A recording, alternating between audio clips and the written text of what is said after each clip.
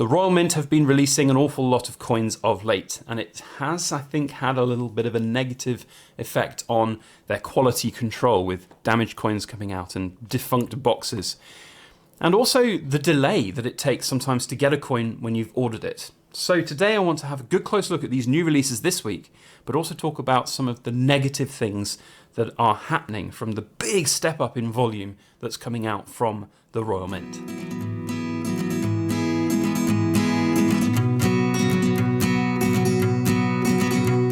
Hello everybody, Backyard Bullion here, and welcome to In Focus Friday, where we take a good close look at cool things made of silver and gold, which is something that I would argue that the Royal Mint is struggling to keep up with right now because of their sheer volume of releases coming out, which is a good thing and also potentially a bad thing. And I want to do a little bit of a discussion today around that topic, about the volume of releases that they are bringing out and how I feel as a customer that that is impacting some of the coins that are being released, because there are some pretty negative things going on about long wait times and quality control issues and various other things like that, wallet fatigue and things. So a lot of interesting things to talk about whilst we have a look at two of the big releases that have come out this week, the Reverse Frosted Proof 2-coin Seymour Panther set and the Gothic Crown Portrait.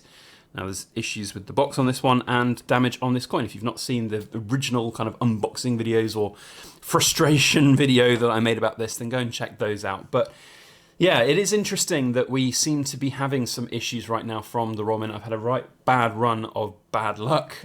So, you know, it's just, I think, a little bit telling of potential kind of quality issues that are arising. So, quick reminder that this is an opinion video. It's just my opinion about what's right for me in my situation. It's not financial advice. And if you are enjoying what we have to say in the gleaming sunlight, look at it, it's lovely. Remember to hit that thumbs up and share it around through social media. So, three coins technically this week have been released from the Royal Mint. The first was the Seymour Panther. Well, technically the first was the Gothic Crown Portrait, which was a bit of a secret squirrel release in many ways. So for those that don't know, when you bought the original Gothic Crown back in December, you had the option to sign up for what was called a continuity order, whereby you wouldn't have to queue for the next one. You just got it, it would be automatically billed, and then you would receive your coin. And there were a lot of people who either didn't do that or couldn't do that or didn't get on the website in the morning, so they had to buy on the second-hand market for their coins. And buy it, hiked up prices, which is a topic for another day entirely. But there was no release for any that were left over from the lack of continuity orders last time. So a lot of people who bought on the second-hand market, I feel, and I would be too, are pretty miffed that they didn't even have the opportunity to potentially buy the coin from the Royal Mint. Instead, the Royal Mint contacted anybody and everybody who had ordered directly from them the Court at Arms and was offered this. And of course, everybody's going to take it. There's no coin flipper in his own right mind is going to keep just the portrait of it when they've already flipped for 2, 3, 4 times the profit on the Court at Arms. So, interesting release idea from the Royal Mint. I personally think it was a little bit of a shame for a lot of people, and it would have been a much better situation, I feel, to have a 2-coin set like this Seymour Panther being created for the Gothic Crowns. If you had just one box, 2 coins, it would have been much, much better as a kind of release. And I'm not entirely sure why the Royal Mint didn't do that, and they had both come out separately. Maybe it's a production-related thing that they had scheduling. I don't know, but that's a topic in its own right that we're going to talk about a little bit in today's video too. So interesting decisions that were made, and it, I think, left a bit of a bad taste in a lot of people's mouths. And I kind of am sitting on the sides because at the same time I got my sets and I get that the continuity was important, but it could have been better. I think it just could have been better. Now, in addition to the fact that whole release was a little bit, what's going on? We don't quite know. How is it all working?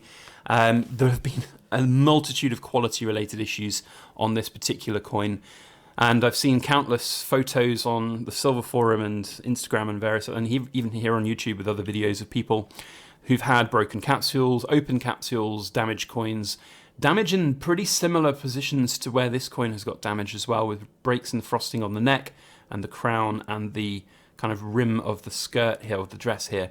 So dye issues, rushing, is there something quality control not quite right with these coins? maybe the Royal Mint have put themselves under too much pressure. Who knows? So the next release that came out was the Seymour Panther. Now, fortunately, this coin set is in pretty good condition in terms of the coins. The box, however, not quite as good. And again, that sort of strikes to me that there's this element of rushing or lack of quality control. And the Royal Mint seems to be maybe putting themselves under a little bit too much pressure to get everything released. And I don't think that that's good. I am a big fan of the Royal Mint's coins that are coming out. And this is the key point of the entire video. I think that having a enhanced release schedule of new coins is great, is fine. I love the choice. There are things that I want to collect. There are things that I don't want to collect. And I think there are lots of options out there for people who think like me. However, when you get coins that are sent out which are not good because they've been damaged or because the presentation is not good, or if their release has been announced and you've taken payment, arguably they don't necessarily take payment, but they sort of do the release day, but then you still don't have your coins a month later, like the silver versions of the Jubilee coins, Royal Mint, hint, hint, I'm still waiting for them a month later, but then subsequently you're releasing other coins along the way and getting them out immediately. I just don't understand that. Why would the Royal Mint not have a complete product line manufactured and finished and then release the next one that's then fully manufactured and finished and sent out? I don't understand it. I really don't understand it. And maybe I'm missing something here. Maybe there's a bigger picture thing. But if I ran my own poured silver business like this and basically, just did half a project and moved on to the next one and then did half of that and then had to go back, it would be a nightmare. It would be a nightmare. Now, I get that we're in this weird world of kind of COVID and business interruption, but I don't think that that's what's happening. I think that I genuinely think that there's too much work right now for the Royal Mint and they're finding it difficult to fit in the schedule for what they've got. Whether that's specifically COVID or whether that's just they haven't managed to get enhanced production lines set up or things like that, I don't know. But it's an interesting one, and I'd like to know what everybody else thinks about that, because I think one of the worst things as a customer is to buy a coin on their website and then it not come for like a month, but then other releases come along that are released and maybe you've ordered them as well and you get those coins and you think, well, hang on, have they forgotten about my other order? What's going on with that one? It's really strange. Like, for example, the Sovereign set, the Proof Sovereign set that I had last year, the 5 coins proof set arrived within like 2 days. Ordered, arrived, brilliant. The 4 coin set took better part of 6 or 7 weeks to arrive. I didn't get it till the new year, which is mad, absolutely mad. So yeah, I mean, what's going on? That's, I think, from a customer perspective, a little bit, I don't really understand that, and frustrating as well. So in summary, I really don't have a problem with the enhanced amount or volume from the Royal Mint, and I see a lot of people criticizing them, saying they're cashing in on their success. Yeah, they are, but they're producing great looking coins, which I want to invest in and I want to buy. But you've got to get it right, I think, in terms of the other things that go along with it. Quality control has to be good, and getting customers their products when they've ordered them in a timely fashion, finishing up releases, I think, is really key too. So yeah, lots to consider. Love to know your thoughts and opinions, so please do feel free to comment down below. And if you've enjoyed this video, remember to put that thumbs up on it, share it around through your social media, that would be great. Otherwise, that's it from me. A big thank you to you all for watching, and we'll see you on the next one. As always, please make sure that you like, share, comment, and subscribe for more.